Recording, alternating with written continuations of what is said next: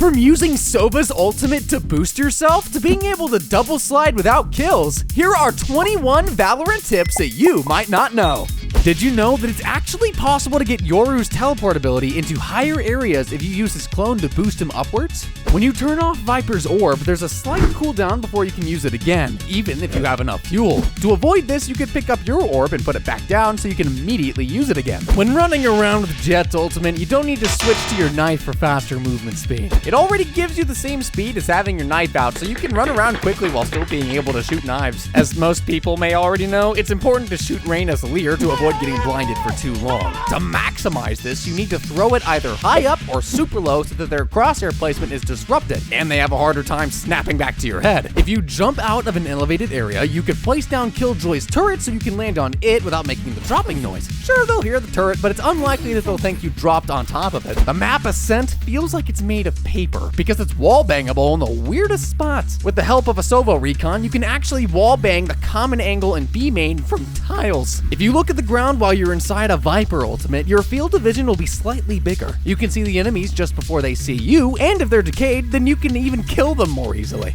We all know that Sova's pushed back as he uses his ultimate, but did you actually know that he could use it to boost himself up? Speaking of Sova, you need to remember to save your ultimate sometimes and not just use it the moment you see the enemies. For example, his ultimate along with Brimstone's ultimate can be used easily to destroy an enemy Killjoy's ultimate, which can be more helpful for your team in the right situation. There's a lot of weird holes in the roof like in Haven Heaven and Ascent Market that's often used for lineups. Well, this is useful for Gekko's Dizzy ability too. You can throw it out of there so you can flash enemies and they won't even be able to shoot at it because of the unexpected angle. We've talked about this tip before in a previous video, but it's important enough to mention twice. Remember, Omen can pick up the spike from anywhere on the map by using his ultimate right on top of it and canceling. The rafters on Icebox A site are actually wall bangable if you stand right on top of them and shoot directly down. If you know an enemy is standing by a corner under rafters, well, now you know what to do. Omen one-ways are always useful, but one of the most threatening ones has to be the one-way on the doors in Lotus. It's like a blaring sign telling the enemies to get out or get shot.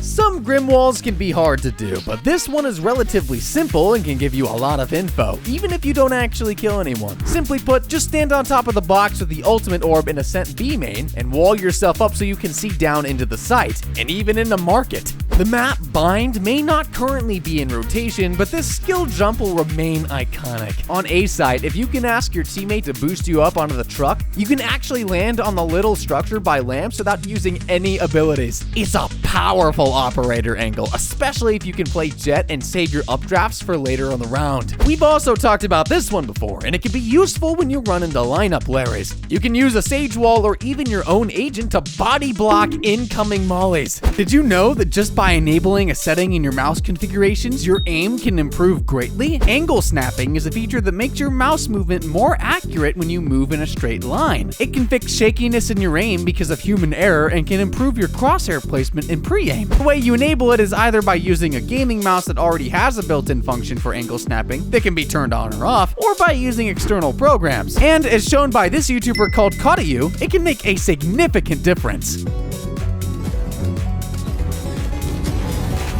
Don't dive into smokes head first if you plan to push them, because the enemies can actually see your gun and part of your body before you can see them. It's better to enter the smoke on your side, then snapping your crosshair forward. That way the enemies can't see you until it's too late. Angle advantage is the advantage of seeing your enemies earlier than they see you. A good way of understanding it is by comparing how it looks when you're standing close to a wall versus when you're standing far away. You can see that if you're close to a wall, the enemies will be able to see parts of your body before you can actually see them. So when holding, it's better to be as far away from the angle as possible so that you can see the enemies sooner and be able to kill them. When planting the spike on Pearl B, most people tend to tuck into the closest box and plant in that corner. While this is good for cover while planting, you'll soon come to realize that it's very difficult to play post-plant for this planting location. That's why Radiants have come up with this OP plant spot that allows you to plant mostly undercover while being able to play more freely during the post-plant. Did you know that you can double slide with Neon even without getting kills? Using her ultimate actually resets her slide, so you can use your first slide right before using her ultimate and still have a slide available for repositioning. Did you know that you can control the movement of Harbor's ultimate and Omen's paranoia? Simply put, if you move forwards while casting the skill, it will actually move faster. If you move backwards while casting the skill, however, it will move slower.